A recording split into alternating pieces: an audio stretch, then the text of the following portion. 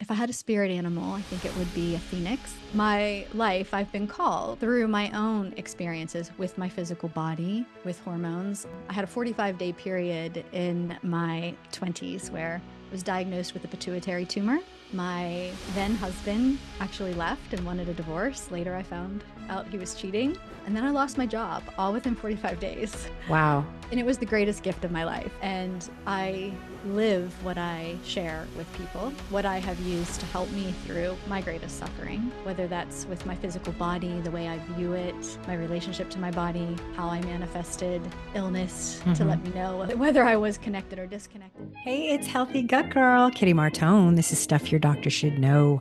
I'm coming to you live from deep inside your heart. Yes, I said your heart, not your large intestine. Way more romantic. And the reason is because today my guest is Greta Zukoff. And I hope I said her name right. And I was introduced to her earlier this year by Kitty Bloomfield. Those of you know Kitty. She is a pro metabolic trainer extraordinaire. And I'm always recommending that everyone go to Kitty Bloomfield if they want to get in shape the pro metabolic way. They want to boost their metabolism and put on weight. And I mean, the good kind of weight, like muscle, and lose fat. And the healthy way to do that, especially for women in perimenopause and menopause, but really for anybody. Anyway, she and I became really good friends. And I was going through my own stuff in my life. And she recommended that I reach out to Greta. And I did. And it was amazing. And I guess, I've been through a lot of different forms of self help stuff for years and years and years. I've been going through the gamut of, talk therapy, energy work, you name it, meditation, vipassana, prayer, all the things. And though I still subscribe to my Christian faith and pray a lot, I felt like I needed exactly what Greta serves, which is this beautifully loving and I'm going to say feminine, but I think I mean men can go to her as well because well she's going to talk about that in the podcast in the episode. But it was so incredibly helpful. And so I've always thought for years, oh, I've done all the therapy and I can always fall back on this and that. And the somatic healing stuff, Irene Lyon stuff, who I love so much. And I can always fall back on that. But I needed somebody, I needed some one on one, and I needed someone who could give me perspective on heartfelt therapy. That's really what it is. And it's incredible. I'm just gonna let her talk all about it, but I just can't recommend her work enough. And yeah, let's let her talk about it because she'll do a much better job than I can. And I think I'm gonna have her back a bunch because she has a lot to offer our community. Enjoy, Greta. Everything that I do is usually so kind of on the clinical side. And I really like to once in a while dig into the emotional aspect of healing and also what an important component it is to even just to be able to allow the healing work that I introduce people to and all the pro metabolic concepts and all the things, how much more effective it is when we can like address the nervous system component, the emotional component to healing. And so it's nice to have you here and you're so good at what you do and I want you to just tell everyone what you do. Thank you. I'm so excited to be here, and I am 100% in agreement with you as far as the integration and not looking at ourselves as compartmentalized and in our healing journey and how you integrate all of it, body, mind, soul, spirit. So I help anyone who is suffering to a high degree in any particular area use that suffering and pain to liberate themselves, to create, maybe take their greatest suffering and turn it into their greatest strength and peace. So that can look very different and very individualized for people. So that is the best way to describe what I do. I use specific somatic tools such as EFT tapping, but also simple perception shifts in how we're viewing ourselves, reality, to be able to free ourselves from the suffering that we're causing that many of us see in our physical bodies and is also an extension of how we perceive ourselves and our situations in life. So that is what I do in a summary version. Yeah. Well, before we jump into more of that, what brought you to this type of work? Yeah. If I had a spirit animal, I think it would be a phoenix. So, my life, I've been called through my own experiences with my physical body, with hormones. I had a 45-day period in my 20s where I was diagnosed with a pituitary tumor. My then husband actually left and wanted a divorce. Later, I found out he was cheating. And then I lost my job all within 45 days. Wow. And it was the greatest gift of my life. And so I live what I share with people and what I have used to help me through my greatest suffering, whether that's with my physical body, the way I view it, my relationship to my body, how I manifested illness to let Hmm. me know whether I was connected or disconnected, and also who I'm being in the world and relationships. So those are the big areas I think for a lot of people. I work primarily with women.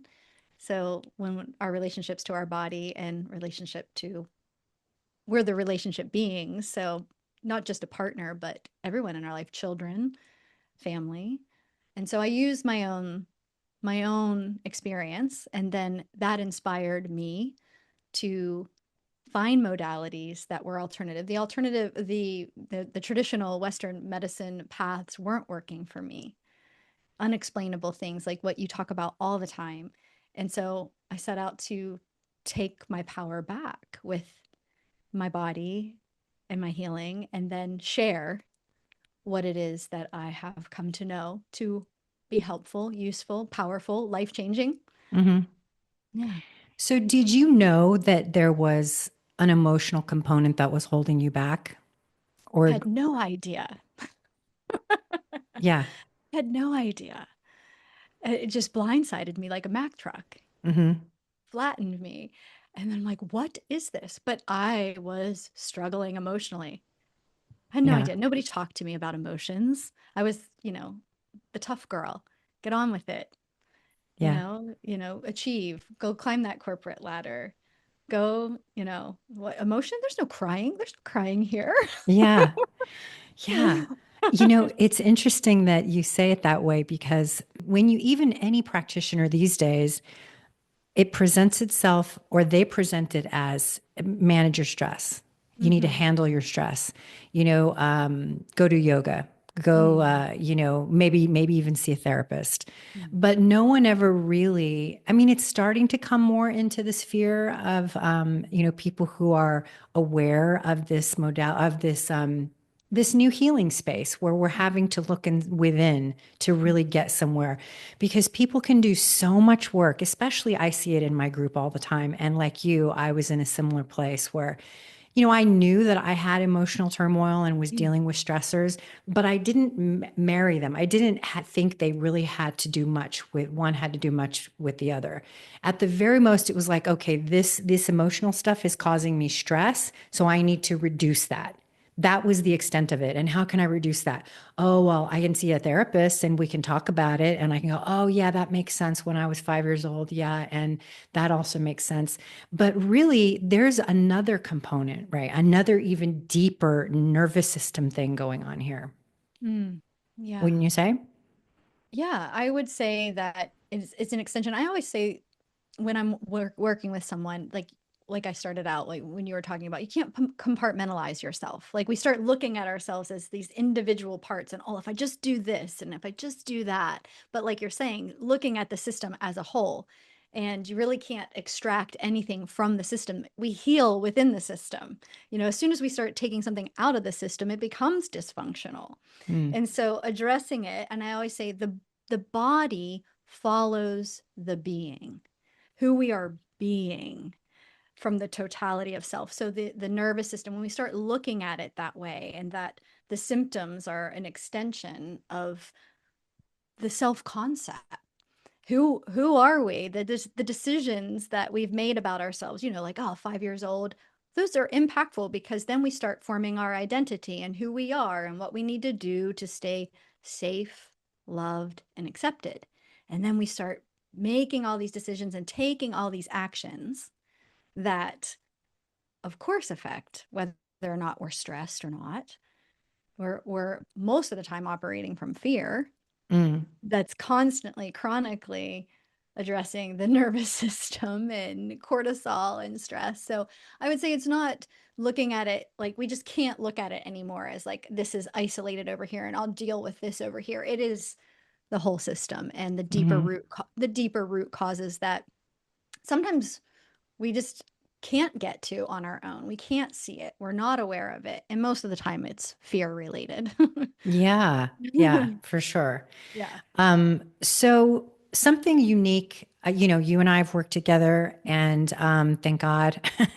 And and I was really I've done a lot of different types of Mhm. therapy throughout my life, but some really unique things that came up with us that I loved and I would like you to explain Mm. is when you talk about moving from hyper masculine survival mode into feminine flow.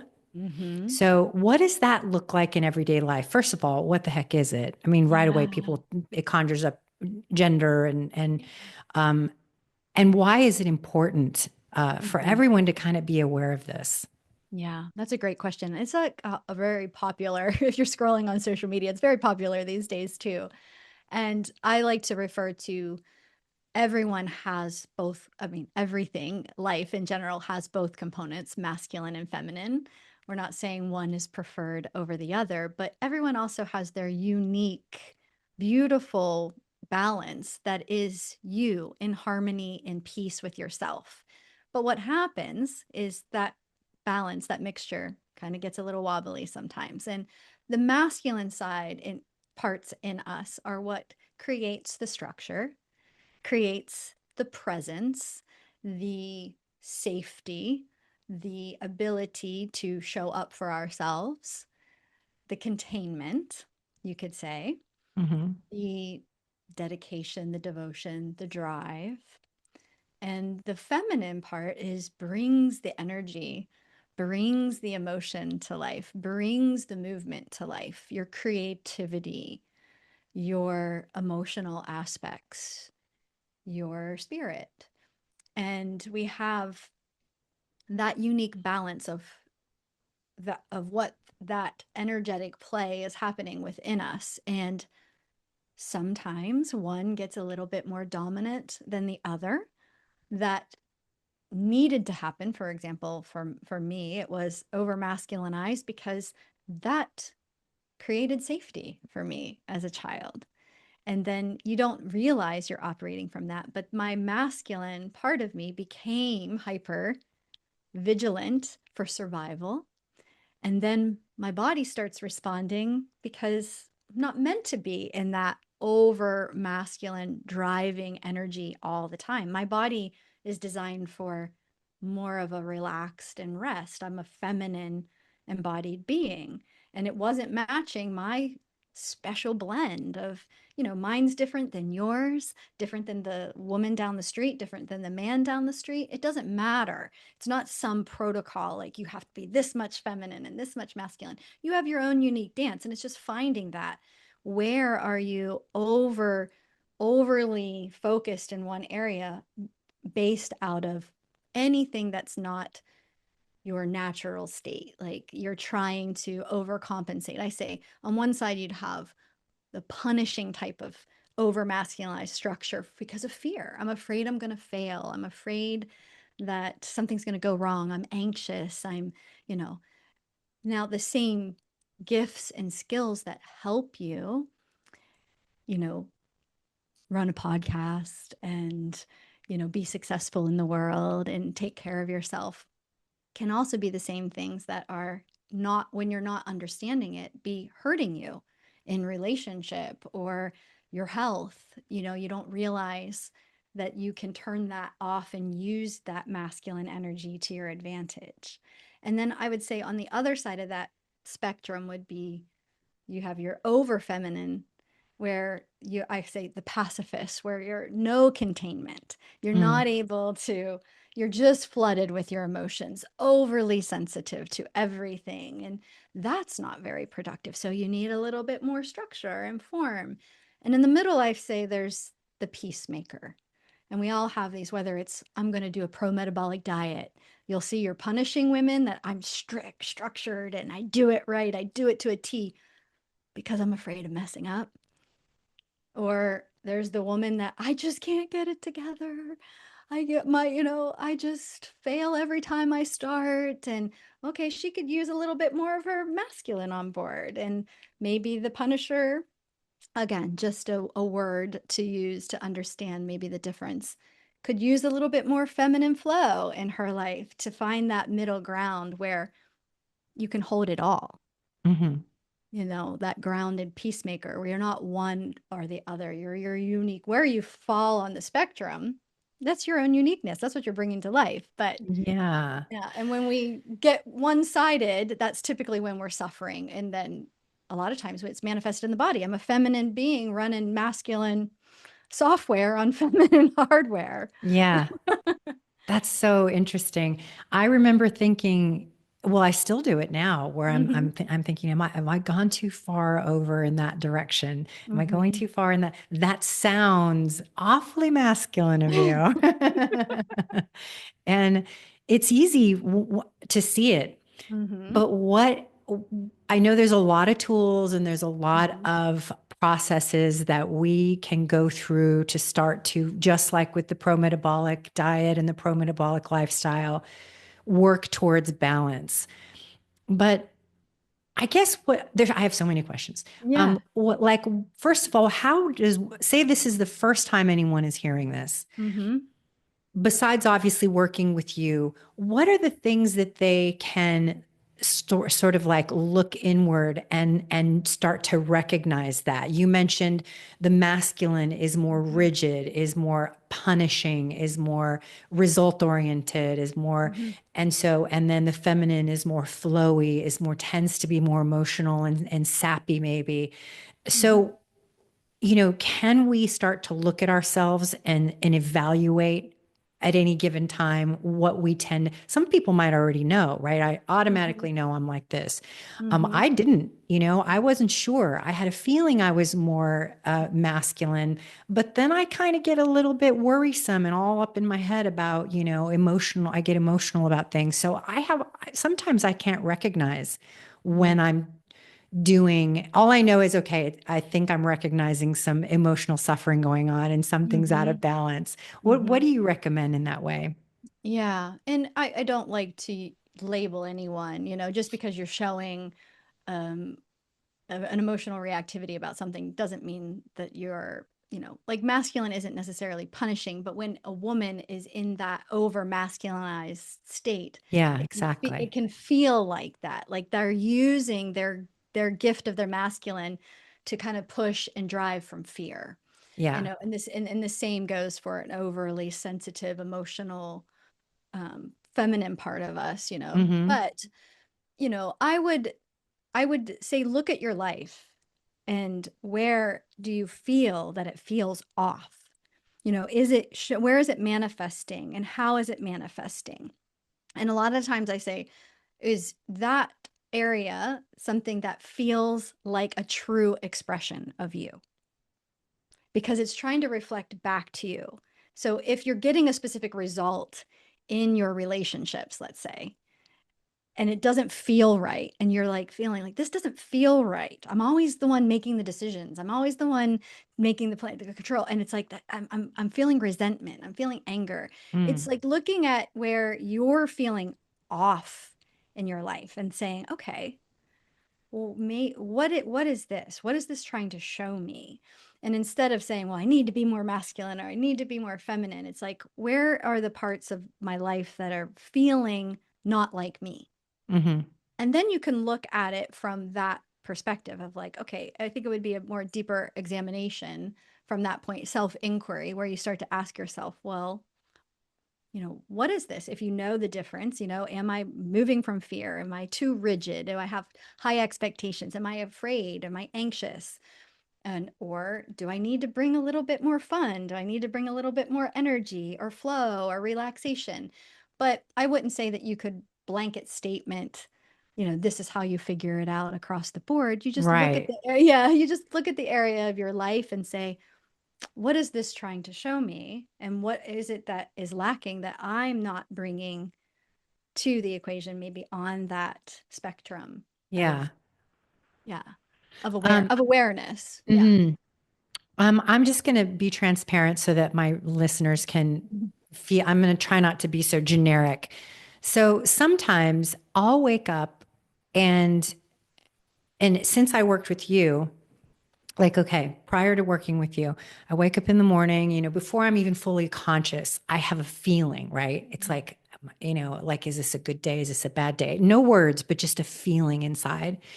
And then I started working with you and I started to notice that I was waking up with this like not strong depression at all, but like a little bit of a sense of doom almost like something is not right today. It doesn't feel good today. And I Mhm. would kind of wallow in that. I get up and every morning I pray and I would even notice my prayer was like there was this almost like I was feeding into the just call it depression. Mhm. And I mean, I don't know if that sounds like like I've gone into like emotional Mhm. wallowing. Now, again, this isn't clinical depression. It's just like a mood I wake up in. So I don't want people to be like, oh, I'm clinically depressed and it's just I'm too feminine or something like that. Like Not you at said, all. no labels. Just a word from our sponsors. I want to talk about something really important today, life. We all know it's a gift, but some lives don't even get a chance to begin. Every day, thousands of babies lose their lives to abortion. And most of the time, it's not because the mother doesn't care. It's because she feels alone, scared, or without support. That's where Preborn steps in. Preborn is an organization that provides free ultrasounds to pregnant women in crisis. When a woman sees her baby on an ultrasound and hears that heartbeat, something changes. That moment can be the difference between life and death. Preborn not only helps mothers choose life, but they walk with them through the entire pregnancy, offering love, support, and even post-birth care. Your donation can literally save a life. $28 provides one free ultrasound session, $140 sponsors 5 women, and every dollar goes directly to those services. You're not just giving money, you're giving hope. You're giving life. So go to preborn.com/kitty right now and be a part of this incredible mission. Let's help women choose life and make sure no mother feels like she's doing this alone. No But labels. just like, and I'm wondering, like, and so since we work together, I start to just try to feel, just be silent and calm and feel for a loving, peaceful feeling that I know is always there. And I Mhm. start to just feel for that. And pretty quickly it shows up. If it doesn't, then I start to tap. We'll get into Mhm. that.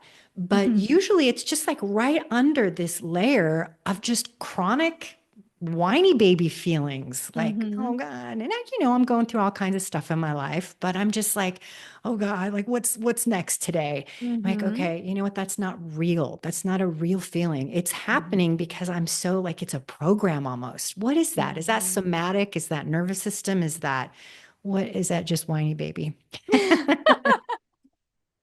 Mm, I would say from, the desire to wake up and immediately feel that there would be some fear again underneath the surface that was asking to be seen. And what's happening is you would be merging with the emotion that's coming up instead of being able to have something that is a self-regulation tool like the tapping, like you then had an approach to be able to just separate. I'm not this emotion, it's coming up, but perhaps I'm go go go all the time, and I'm holding so much on my plate that there's this part that wakes up and is just Dread. That's the dread. word, not doom, dread.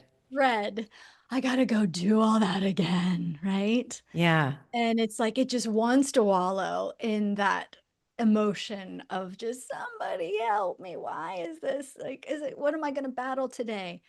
Well, the opposite of that is that I'm in my masculine all the time, kind of going out and doing the battle. So there's this Mm, part of me, right, that's saying, hey, see me, see me. I want a little bit of support. I want a little bit of help. But then all of a sudden we become that. yeah. Right? And so, Yeah. yeah, and so we aren't that. The emotion is arising. So is it nervous system? Is it cognitive? It's all of it. It's the ability to kind of say, oh, this is an emotion, it has information, but I am not this sensation. I am not the thoughts around the sensation, and teaching yourself a life skill. That's what I call it. It's a life skill. It is. Because nobody teaches this. Right. We're all experiencing it. I just had And a vision of it's like being able to find the edge of the pool. You know, you mhm. wake up in the morning and you're like, oh God, wait, I Yes. gotta hold it all. I gotta juggle all the balls and the plates in the air and And everything. it And hits you. it's like a life skill that teaches you, okay, just wade here and then make your way to the edge and hang on to the Yeah. edge. And it's like it keeps you afloat and it's like you're safe. You're Yeah. safe.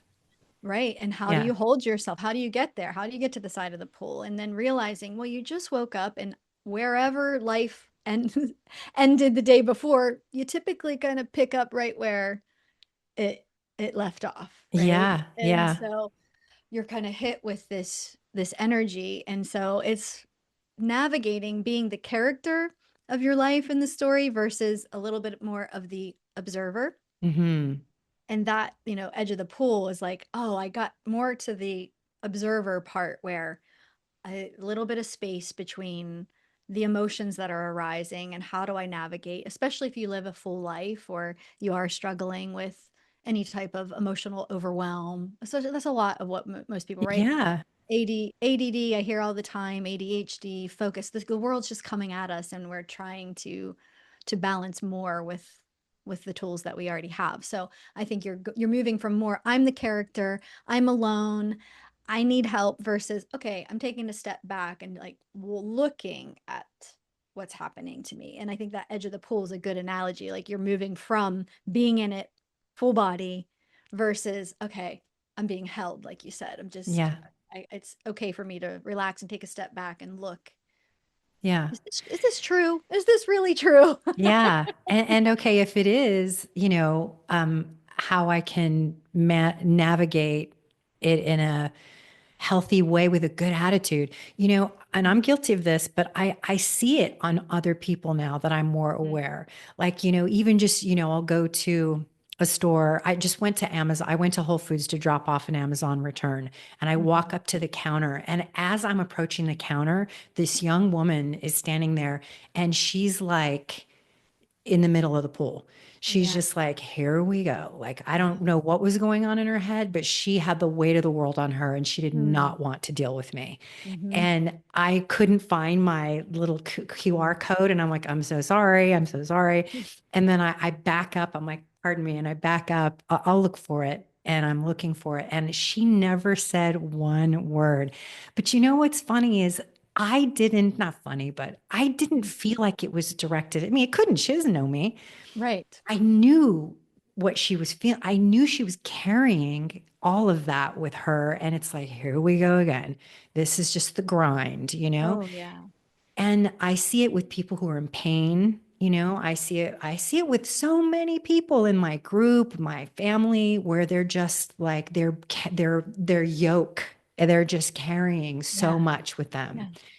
And so that's what's so useful with what I learned from you.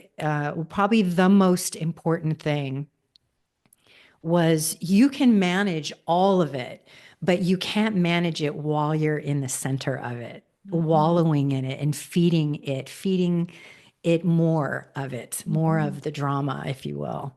Yeah, You know? as your identity, right? Like Yeah. that's who I am. Yeah. And you make a beautiful point, and I think it's very powerful because then if you're not stabbing yourself all the time and you're, making yourself, what I say is, the victim all the time, and you can give yourself grace, and you can see, okay, I'm having a moment. I know what that feels like. And then you can extend that to somebody else in the world, right? How many Yeah. people that walked up to her counter couldn't see that in her, you know, how you can not take it personally because you're developing that own muscle within yourself. Yeah, I see myself in her. I'm like, oh, That's there's the that ticket, look. right? Yeah. And just like, oh, already we kind of extend that grace, and then it allows you to give it to yourself a little bit more. So many of us are just shaming ourselves on top of, oh, I shouldn't have this emotional response, or I shouldn't be Yeah. where I'm at, and I need to be better, and I need to improve. And we're just inundated and bombarded. And like you said, you're seeing it in the world, people carrying these heavy burdens. And when you give yourself a little bit of grace, or learn how to navigate it yourself, you let a lot of other people off the hook. Hmm. So tell me this then. Like, so I feel like it's like an onion, you know? So I'm peeling away these layers and I'm learning more about myself. I just turned 56 and I'm still over here like, is that how you do life? Okay, got it. But I like, now I'm at this place. I mean, some days, look, I wake up and I am just so happy. I was on the phone with someone from Amazon, and the guy was like, "You are too nice. Everybody is not this nice." And I was like, "Oh," and I'm not Yeah. that nice, but that day I was. And I was like, "Oh, I made his day. That was really sweet." But I notice that when I recognize what I'm feeling, I'm like, "Okay, this is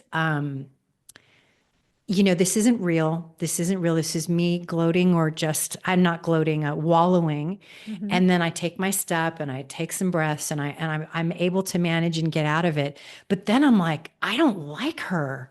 I don't like that girl. I don't like that woman. Why? Ugh, like no wonder, no wonder I get, it's like Yeah. you get sick of that victim. And I Mhm. know that that's not a healthy place either, but it is progress because I moved out of being almost enjoying being that victim or Mhm. recognizing, and it's comfortable because you know it, like, oh, I'm so busy and I've got to do all this stuff, Mhm. and then you go, oh, I back out and I go, ew, don't Mhm. like her. Mhm. So what's next? Like, I can't stay in that space because that's a type of self-loathing, isn't it? Yeah. I call it kissing the toad. You know, we have to go down, and there's nothing you can hate away inside of yourself. Mm, It's inclusion and getting to know her intimately, right? She has that part of you that you just want to shame her away. And I don't like that. And then you just get in the same cycle of the ego. And I say ego is a functioning of our mind that just tries to separate us from the truth of who we are. That peace, that knowing, that calm energy, we're all seeking it. But we forget that we are already that. And the ego just comes in and separates us. So when you are in that cycle of, shaming that part of you, it just drives you into, oh, now I've got to be better. And now we have some goal that we need to achieve. And now I need to be in control of that. And so then I'm going to make it happen. And then when I don't make it happen, then I'm back to shaming that part of me again. And so mm, there's this functioning of our mind called ego. It doesn't just mean that you're superior or that you're great. It's literally a functioning system of the mind that separates us from our wholeness, from our truth, from love within that's our natural state. And recognizing that, oh, and this is what I teach people is like, can you recognize the difference between the ego that's generating this fear, that's trying to separate you from the truth of who you are? Can you begin to discern that and not get sucked back into the cycle of, I'm lacking something, I need something outside of me to complete me, and then I need to be the one in control of doing it over and over and over again until you go down and you kiss the toad. where is the damn toad? I'll kiss it already. It's like, what are you so afraid of, darling? You know, why is she so shame? Why are you so ashamed of that part of you? And you start to get to know, why am I so ashamed of that part of me? Come back, honey. Come back to the whole, you can be here too. Yeah, You're not the totality of us, but you could be here too. right. Yeah, well, clearly I'm not fully prepared to kiss the toad or something. Nobody wants to. I'm Nobody just being a wants mean to. girl with her. I'm just like, you're not Yeah. allowed at the table anymore. Enough of you. No, I'm Right. kidding. Well, there's a lot of women struggle with that with their body and just hating a part of their body. And I was like, there's nothing you can hate into a better feeling place. Right. It's not a tool it's a blunt object. It's a Yeah. blunt tool. Yeah. Yeah. Um, okay, well, speaking of tools, let's talk about EFT for people who Mhm. don't. By the way, EFT is an acronym for a lot of other things. So when people look it up, um, they're looking up, go ahead, emotional Yes. freedom technique, right? Emotional freedom technique. Yes. Okay. Yep. And And tell us or all about it. EFT tapping, tapping for short, energy psychology. It's a form of energy psychology.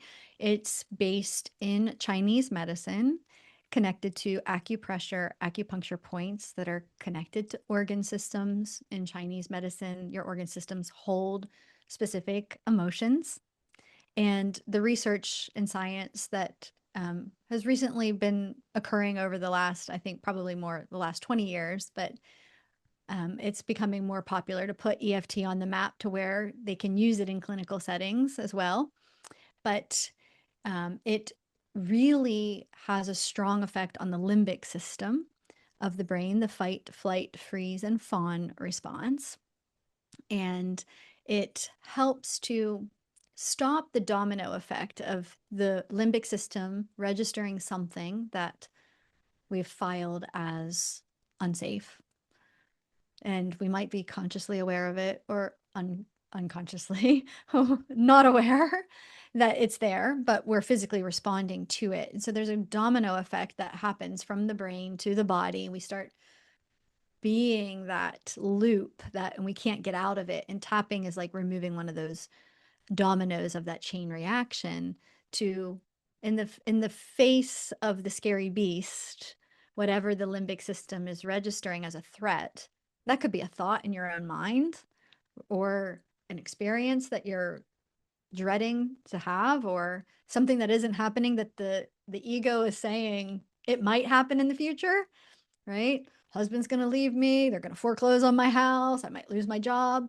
The limbic system's always sensing that. So it's in the face of the scary beast. We're telling the body to calm down because it really isn't a threat. And so we can begin to clear those emotional pathways, stuck energy, and our emotional reactivity to things that might be pattern based, not supporting us. Some people call it self sabotage, running from the automatic program. Well, I don't know why I'm doing this behavior, or just for emotional processing with the body. Sorry about that. Someone was That's knocking okay. on my door and I had to Yes. mute my thing. No, that's okay. So, so this is an it's an energetic system. So we're dealing with the nervous system. So the limbic system Mhm. is energetic. Yep. It's nerves. It involves the nerves, and the limbic system is along our skull. Is that right? Yeah, And the then reptilian part of the brain. Yep. Hmm. so it's in the brain. Hmm. Okay, so then it connects to like our, just for my own sake, Yeah. for like the brain stem or whatever, Hmm. it sends signals to the body. So you're saying like these nervous system signals that are like something's wrong, Yeah. fight, flight, and Yeah. then so then the actual tapping Hmm. is the process of kind of like stopping the tape from playing the same program again. So we're tapping on these points, these traditional Chinese medicine acupressure points, whatever, Hmm. on the brain that actually it's like effectively slowing down or shutting off those signals that are going to the body. Is Yeah. that right? I like to use the analogy of the limbic system as like a satellite, almost as existing outside of our body. It's sensing, the research that they've done is it's sensing your environment to a very high degree, Oh, wow. and then making decisions. So immediately when it's sensing your environment, it's making a decision based on your past experience. because you've already experienced something before and it's labeled, the brain's labeled it, tagged it, filed it, safe, good, bad, right? So Mm. we have this data system of a database of categories filed of this is a good experience, this is a bad experience. And so when the limbic system is sensing our environment, it's registering it very quickly. Is this good? Is this bad? Making decisions in split seconds. And then that signals the brain to then I say release the hounds, right? Hey, we're under attack. And so then the body is appropriately informed how to respond. So when we are stimulated, is this a threat or can I relax? So when we're hyperstimulated and neural pathways are going based on old stories and we tap on these points, it stimulates the energy pathways or energy meridians. And that's where, the organ systems are connected in specific organs holding specific emotions. Mm-hmm. And if fear is abundant, or you're always afraid, or you're always anxious, or grief or sadness, and it's triggering that, the tapping will calm down that area and help the energy that has been running that pathway for many, many years to say, hey, you're okay. You don't have to send that signal anymore. Mm-hmm. And then the brain, next time it happens, is like, wait a minute, do we have to go down that same path again? So over time, right, it's just saying, hey, you're safe. You don't have to send that signal. Hey, you're safe. You don't have to send that signal. Interesting. I had a Hmm. vision of like when a record scratches, Yeah, it's like you yeah, go down this like panic mode, panic yeah. area, and then it's like, okay, stop. Yep, you got it. And I say it's like Cool. an old house with plumbing, and you got a bunch of crappy pipes, right? The best way is just to lay, all the plumbers are going to say, can we just lay some new pipes on top of those old pipes? And Mm-hmm. that's essentially what begins to happen. You start to create a new neural pathway for the mind to interpret the the information, the experience differently. Even Yeah. though there was an old pathway that was laid down many years ago and you probably ran it many, many times, that record groove.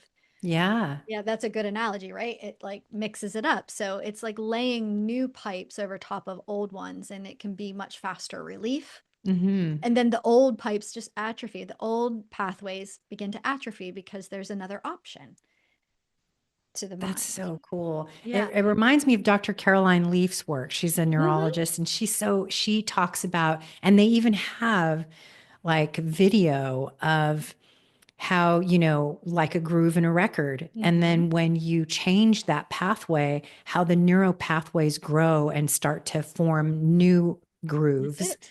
Yeah, And it's like the renewal of your mind by creating a new decision, a new choice by that's in it. choosing something else Yeah. instead. Well, I think it's super effective. I certainly, I've caught myself in, we worked in very specific things, you and I, Hmm. but I've noticed that I can totally, that it's you, that I'm using it in a lot of other areas too, or there's Right. awareness is happening where I'm like, that's, it's like not serving me to go down that pathway.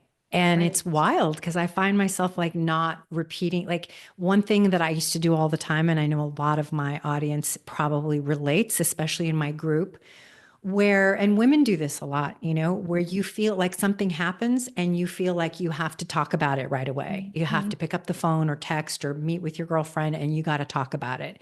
And Hmm. sometimes that's great. Sometimes it's very helpful to do that. But a lot of times it's not at all because you're just playing that record again and Yep, again. you And got look it. what happened to me. Look what happened to me. And so I find that I was doing that a lot with the craziest things, like, Mhm. the busy thing. I'm so busy. I'm so busy. Oh my God, look what Right. happened. Oh my God, you won't believe what just happened. It's like, do I really need to talk about that? Do I really need to go and make that groove deeper? Like, can I Oh, just let so that go? good. It Yeah. is Yeah. good. That reinforcement of the identity that is creating pain and suffering in your life. Yeah. Yeah. Yeah. But And that's what it somehow, does. Yeah. somehow it's like poison ivy, it feels so good So to scratch it. And all of a sudden you're bleeding and you're like, it still itches. And now I'm bleeding and now it's infected. yep, that's a Right. really great analogy. And what I find sometimes traditional therapy has its place, that you can become very aware of what it is. But at some point, you have to move beyond the awareness and scratch and poke in. It feels good. There's that, like you said, there's something that's validating that ego part of you that believes that that's the truth of who you are. And what I think tapping does is releases that possession of the identity, or what you Mm. said, like the momentum that's starting to go off the path. And I say, bring it back to neutral. And as what you were saying, the tapping kind of releases that possession or that desire for the train to pick up momentum. And you can come back, and then there's space again. You find the side of the pool, and then you can see it a little differently and create some space between you and the reactivity. Then you can make a new decision. Hmm. Then the opportunity and what is a triggering moment that you've done the same thing over and over again, you have the space. Then sometimes we're not, we're just, that program just responds. Yeah. So I like that, that you brought that up. Like the momentum just starts going, and the tapping helps to slow the momentum down. And like you said, do I really need to do that? I self-contained. I was Hmm. able. Now I might talk about something different on the call. Maybe I still need connection, but now maybe I don't have to, ignite that old Right. wound, scratch that itch that way. Yeah. Yeah. So I have well, first I want to ask this, because it just popped into my head. Yeah. So, what was it? So, is it really necessary? And I think I know the answer already.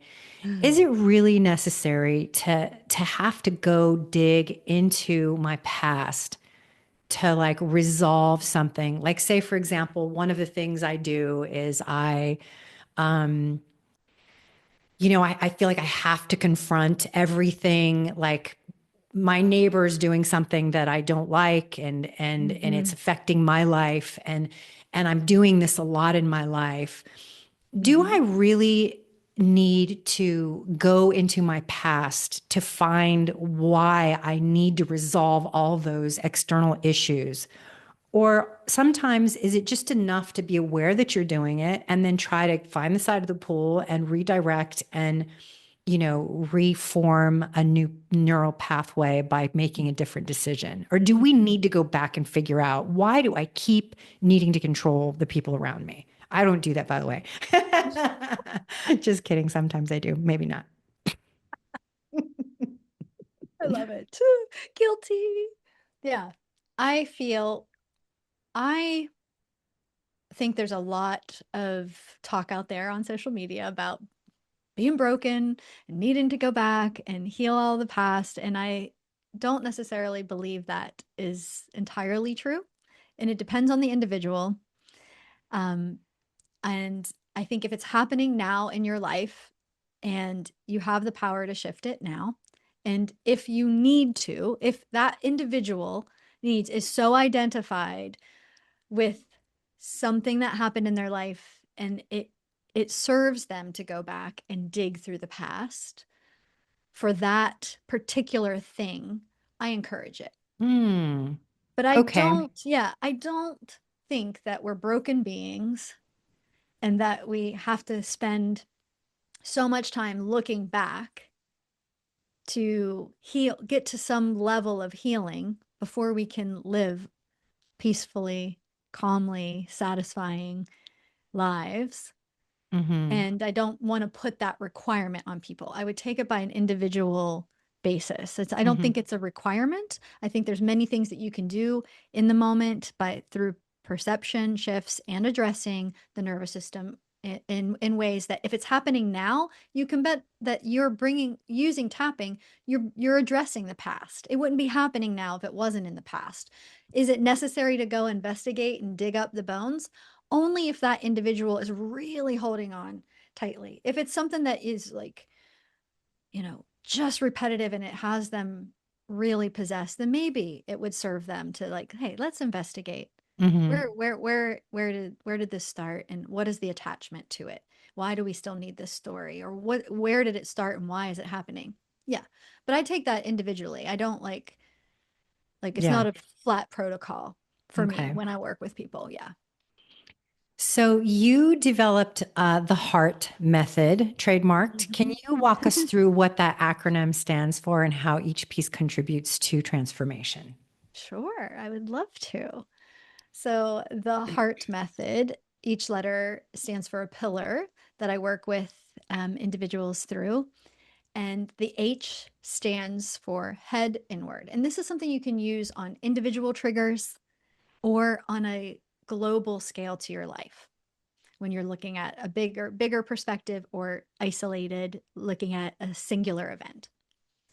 And head inward is that we're going to understand that it's in us, and in order to feel it, it's in us, and whatever is being shown to us in reality is mirroring that.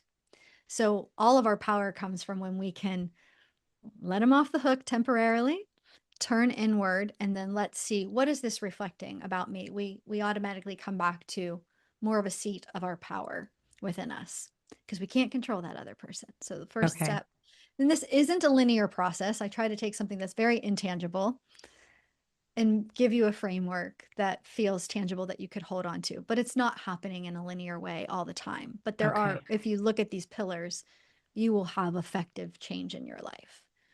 So head inward. Let's turn inward and say, let's not make it about them. Let's first self-examine, self-inquiry.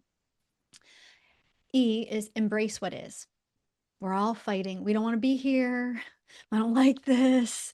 I'm having this emotion. I shouldn't feel this. It's all the resistance. And we live in an inclusion based universe and we can't push anything away. So when we take, I am feeling anger, instead of suppressing it and it building and building and building, and we project it, we embrace it and we work with it. We tap on the anger. We acknowledge, I'm feeling scared. I'm feeling sad when I wake up.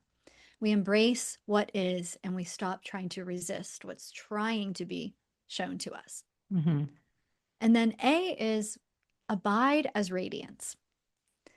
I call radiance our true nature, the truth of who you are, not all the ego lies, all the fear based. It's come back to your heart, come back to the truth of who you are. And remember that even in the face of something that's very emotional, very hurtful, very contracting, that you still have the opportunity to come back to the truth of who you are. Either we merge with that character or we find the side of the pool, as you said. Mm-hmm.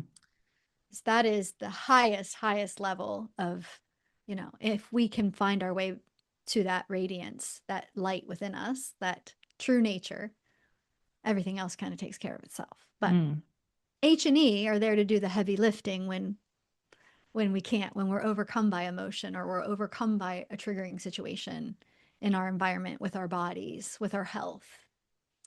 And then R is then once we understand that we're not needing life to fill us, right? Like we wake up and we're like, I need life to be this way and I need to siphon from life.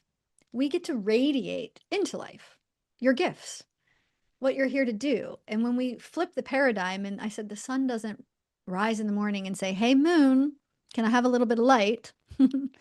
It's not looking to siphon from anything. It is the light, it is illumination. And then when we start flipping the equation in our relationships, what am I giving to my body versus what am I demanding my body do for me? How my body's demand, how do I demand my body to look? Or what am I giving into this relationship anywhere? Am I giving my gifts? Am I, providing what I'm here to provide Mm-hmm. to this particular relationship, this experience? And then T is trust the dance. There's a rhythm and a flow that's far greater to what we have control over. If you're going to take an inhale, you got to let the previous breath go. And you got to build that trust muscle within yourself that you are supported and that this is a greater power that's keeping you and me on this planet. Gravity, it's making the sun rise in the morning, right? Making the acorn grow into the oak tree. And there's a trust in that process, but we're living so disconnected from it, thinking that we can actually manipulate that force. But what does it feel like when we work in congruency with that? And you can apply that over and over and over again. So the first couple steps, right, get you to the point where you can do the second part. Right. Yeah. So let's apply it. Let's do a little lab Mm-hmm. work. Oh, I So, love it. Yes. okay. So let's say, let's say I have a boyfriend. I Mhm. don't, I'm married. Let's say I have a boyfriend and he chronically does not do what he says, right? He says, Mhm. I'll call you later, and he doesn't call. I'll text you Mhm. later, he doesn't text. And then the next day he completely just like says, oh, I said, why didn't you call? Mhm. And but he continues to do it. And then it builds and builds until we get into a fight. Mhm. So how would I apply this? So before the fighting, I can feel it all coming to a head. I know the fight is coming, and so then I go. I know I'm heading into this. Mhm. So then I start to feel go back to my heart, go back into a place of. Well, I'm going to let you tell me because Yeah, I'm. it's a very common. I think this will be super helpful. Well, first of all, we grant their innocence versus assuming their guilt and just say, people have good reasons for doing the things that they do, and I might not have the privilege of ever knowing what that is. And maybe it's not against me. Feels like it right now. Feels like it right now. So we That's temporarily, tough right there. That's tough. That right there. Oh my goodness. she's dead in the water. I She's dead in know. the water. Okay, so basically you give them the benefit of the doubt. You give him the benefit of the doubt because it's chronic. He's always doing it. So Hmm. you must have good reason for it. Give Hmm. him the benefit of the doubt. So you can look at what it's truly reflecting to you. We want to blame that person, but the emotion is arising in you, the anger, the frustration. And you might say, yeah, anybody would be angry when somebody doesn't call him back. Not necessarily. Somebody else might be like, screw it, Mm. right? You're responding because there's something inside of you. You have a story attached. It means something for you. They're not responsible for it. We're giving them the power to be able to activate that within us. So when we say, okay, what is it inside of me? What is my expectation? If I'm feeling anger, it means I have an expectation. I can tell you what, based on what emotion, where your ego is latched on, what belief the ego is really beating the drum. So then we would say, okay, what is this trying to show me about me? This feeling is inside of me. If he called me, what would I have gotten from that? I would have felt safe. I would have felt appreciated. I would have felt loved. When he doesn't, I don't feel loved. Well, are you dependent on that person to feel loved? You're going to be and a lot of pain and suffering if that's the case, right? So by heading inward, we can just see, my expectation is I need him to call to feel safe or to feel loved. What if you're already loved? How do we get back to that? What are the stories that you're telling yourself that you're not? Right? So this is the self inquiry just for the first step of like saying, okay, I have the power within me to decide whether or not that my love is dependent upon him calling me or not, or Hmm. saying what he's going to do. And then, but you might have a little bit of anger. So then we embrace what is. We don't have to project that anger onto him. We don't have to make him take that anger away. We can just use some tapping, use some emotional regulation. Let's honor your anger. Because your limbic system is like, I don't feel safe. This guy's a problem. It's Yep. happened before. And so you're like, hang on a Yeah. minute. And you find the side of the pool. And then you start tapping on. And then, of course, we don't have to go into Yes. all of that because I Yes. know how much homework that is and how valuable that is. So I want people to learn that and do it right. Yes. Yeah. So you're telling your nervous system, hey, you're safe. You're already safe. You're You're safe, already. and he didn't even call. You're Yeah. safe. Yes. And so, so you're regaining your what did I say earlier? You're regaining your mind's, yeah, you're setting a new neural pathway by not overreacting and reacting to all of it. You're Mhm. embracing that you're already loved. And so you're basically resetting, aren't you? You're Yeah. resetting. You're resetting the delusion. There's a lie running rogue. And we're like, Yeah. hey, come back. I say you get on the train, crazy train picks up momentum, right? And Yeah. then you've got good reason. Ego's going to say, and that, and that, and that. I'm like, how many stops does it take before you get off the train? Yeah. So the reality of that scenario is, let's say it's ongoing with this couple, Mhm. this fictional couple. Mhm. The reality of that is that if there is love there, if there's Mhm. hope in that relationship, it's going to find its way. But the fact that this guy is being disrespectful in your eyes, you feeding into that is going to start the crazy train. And so Mhm. resetting and using this heart method is not only going to be incredibly like making him go, whoa. Because if he is up to no good and he's like, whoa, and he's going to come back, right? He's going to be like, Mhm. oh, what's she up to? Because you're like, it's not that I don't care. I'm just not going to feed into that. Right. And Right. so you're literally throwing energetic dagger. You want him to come, but he can't come because you've got resentment daggers and stories. And so then when you're not pushing energy out from your story, there's space. And he's Yeah. like, what are you doing? What, you're not responding to that? And those old dynamics then start to lose their power in relationships.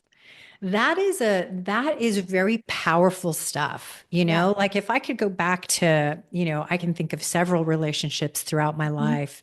If I could go back and utilize heart, Mm-hmm. I probably would have saved myself a lot of drama and saved myself and just had more peace in my Girl, me too. Where you think I got this from? life.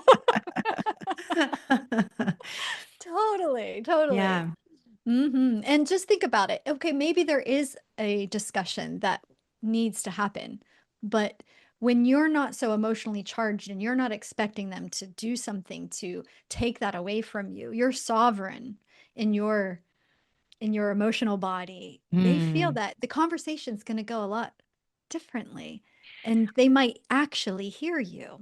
I love that because if, let's say, this hypothetical man is a good person and Mhm. he is wants a healthy relationship, it's that energy that's likely going to align with with this pullback and this reset. That's the energy that's going to, you know what I'm saying is like, Inspire him. yeah, you're Yeah, going to bring out the best in that person if that's there's right. the best to bring out. Absolutely. And if you're chronically experiencing the worst, it's not to blame you, but that partner has been drawn into your life to liberate you, as I started in the beginning, Mm, right? yeah. You're stuck. You're going to take that to the next relationship and the next scenario. That's your pattern. And they're here, unfortunately, to set, well, fortunately to set you free, but unfortunately, there might be a little bit of uncomfortability. We want the fantasy, the fairy tale, but what if they're here to expand you to be able to build your capacity to love more? There's so much love that's being blocked because these programs are running the show. We aren't that. Right. Yeah.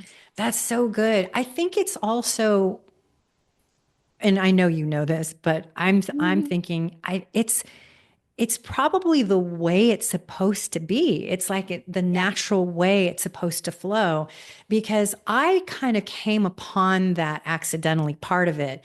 I Hmm. remember I was in this really tormenting relationship that you and I have talked about a very long Hmm. time ago. And I mean, it was jail, it was prison for both of us. And it was years. And then one day, I had been doing a lot of meditating and some EFT, Hmm. but not to the degree of what you teach. But it was still enough to make me, it was when I stopped and asked the question, why am I attracting this? What am I doing in my life right now Right. that is saying it's okay for this person to treat me like this and for me to then treat him like this? What is it about? What am I doing? Show Yeah. me, God, show me. Put a mirror in front of me. I'm ready to see that. And it Right. had nothing. I didn't say show me how to make him love me, show me if he's cheating on me, which by Hmm. the way he was.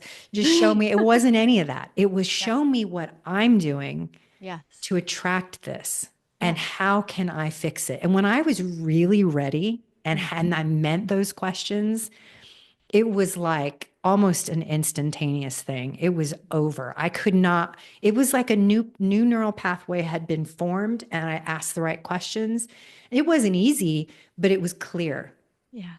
it was clear that I did not need that in my life anymore, and that I Mm. was creating a lot of it, half of it easily, you know? Yeah. Yeah. Oh, that's so good, Kitty, because so many women come to me and they're like, I don't know if I should stay or I should go, but I can't get away from him. I just keep going back. And I'm like, I don't make that wrong. You're here until you get that moment of clarity. You're going to Mm. know, you're going to use this to increase that level of knowing within yourself. And sometimes it comes a little faster when you have some tools to support you, right? Like as you found Yes. out, right? But we're always getting ready to be ready. And, Yeah. in that moment, when we don't need the extra shame for going back to that partner. There's a reason, as you're saying, it's kind of divinely designed that way. So you can reveal it. But when you start to say, let me see this differently. Yeah. What am I not seeing? What am I not seeing? Right? Well, Yeah. how am I contributing? That's the head inward, right? Head Right. inward. Yeah. And I mean, right after that, I met, shortly after that, I met Charlie. And I mean, how you were saying you end up just dating the same person, or you go through Yeah. patterns where you're like, oh, I'm done with that person. And then you get involved in another relationship and you're like, this is the same Same relationship. It's character. the Yeah. same thing.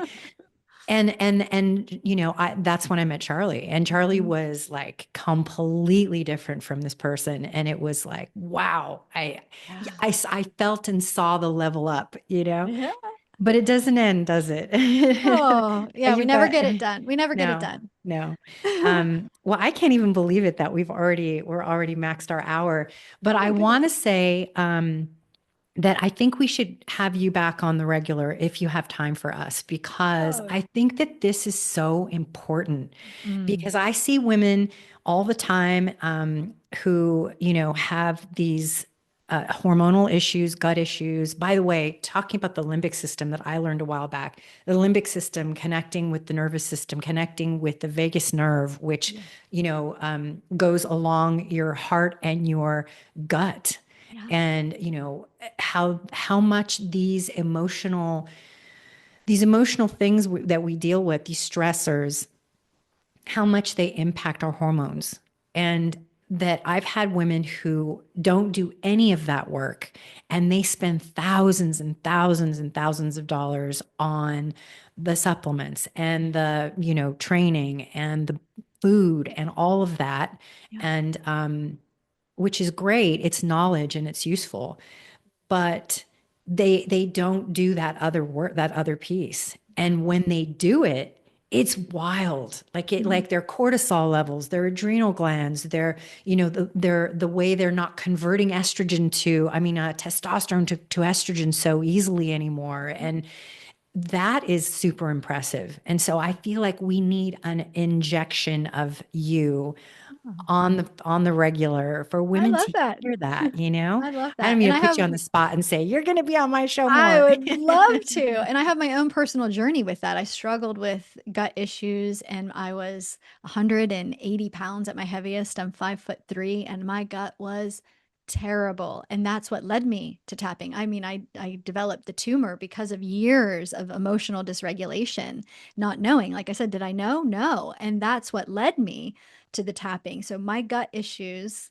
started to heal only when I started to implement the tapping and the emotional side of, yeah, so I'm firsthand Yeah. walked the path with the gut. So you're absolutely right. I've lived it, breathed it, and I know for a fact, like undeniable, that it can benefit in that area. Yeah, for sure. Yeah. And then all of a sudden, I like to say that, a wheelbarrow of supplements that were having barely any effect or having Yeah. mysterious effects, Yeah. all of a sudden now you just need a thimble of, magnesium and this.